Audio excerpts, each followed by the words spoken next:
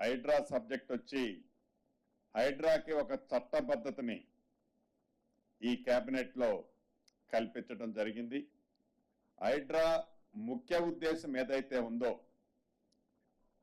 Outer ring రోడ్డుకి inner లో ఉన్న కోర్ హైదరాబాద్ కి ఈ హైడ్రా అనేది చెరువులు కుంటలు ఏవైతే రిజర్వాయర్స్ ఉన్నాయో రిజర్వాయర్లు నాలాలు వీటన్నిటికీ ఎఫ్టిఎల్ బఫర్ జోన్ లో ఏవైతే స్ట్రక్చర్స్ ఉన్నాయో ఏవైతే గతంలో మున్సిపాలిటీలు కార్పొరేషన్లు వివిధ శాఖలకు సంబంధించిన అంశాలన్నిటిలో ఈ హైడ్రా పూర్తిగా వాటికి ఎన్నైతే హక్కులు ఉన్నాయో ఈ హైడ్రాకి ఈనాడు కేబినెట్ లో వాటన్నిటికీ సంబంధించిన అంశాలని హైడ్రాని ఇన్కార్పొరేట్ చేయటం జరిగింది. దీంట్లో ప్రధానంగా ఈ కోర్ అర్బన్ రీజన్ ఏదైతే ఉందో ఓఆర్ఆర్ కి ఇన్నర్ సైడ్ ఉన్న దాంట్లో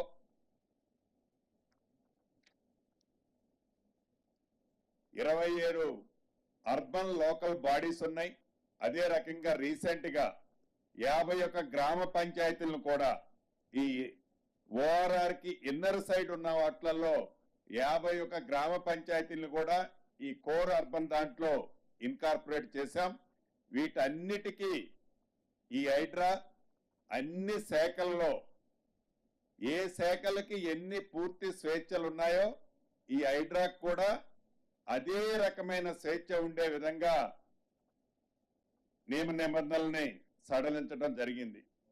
అదే రకంగా హైడ్రాకి అవసరమైన దాదాపు 169 మంది అధికారులు 946 మంది అవుట్ సోర్సింగ్ ఉద్యోగులను వివిధ విభాగాల నుంచి డిప్యుటేషన్ మీద హైడ్రాలో వర్క్ చేసే విధంగా ఆదేశాలు కూడా ఇచ్చే నిర్ణయాన్ని ఈరోజు గౌరవ ముఖ్యమంత్రి రేవంత్ రెడ్డి గారి అధ్యక్షతన జరిగిన కేబినెట్ లో నిర్ణయం తీసుకోవడం జరిగింది. వీటితో పాటు ఏదైతే త్రిబులార్ ఉందో ఈ త్రిబులార్ రీజనల్ రింగ్ రోడ్డు దక్షిణ భాగం అలైన్మెంట్ ఖరారు చేసేందుకు R&B స్పెషల్ చీఫ్ సెక్రటరీ ఆధ్వర్యంలో 12 మందితో కమిటీని అధికారులతో ఒక కమిటీని ఏర్పాటు చేయడం జరిగింది. దీంట్లో ప్రధానంగా కన్వీనర్ గా R&B ప్రిన్సిపల్ సెక్రటరీ గారు ఉంటారు, MIUD సెక్రటరీ గారు, రెవెన్యూ సెక్రటరీ గారితో పాటు అన్ని జిల్లాలకు సంబంధించిన కలెక్టర్లు ఏదైతే ఈ 5-6 జిల్లాలు వస్తున్నాయో ఈ 5-6 జిల్లాల కలెక్టర్లతో పాటు R&Bకి సంబంధించిన వాళ్ళు, నేషనల్ హైవేకి సంబంధించిన వాళ్ళు, జియాలజికల్ కి సంబంధించిన వాళ్ళు కూడా అందరితో సుమారు 12 మందితో ఒక కమిటీని కాన్స్టిట్యూట్ చేసేదాన్ని ఈరోజు కేబినెట్ లో డిసైడ్ చేయడం జరిగింది. అదే రకంగా ప్రస్తుతం అమల్లో ఉన్న పోలీస్ ఆరోగ్య భద్రత స్కీమ్ని SPL కింద కూడా వర్తింపజేయాలని నిర్ణయించడం జరిగింది.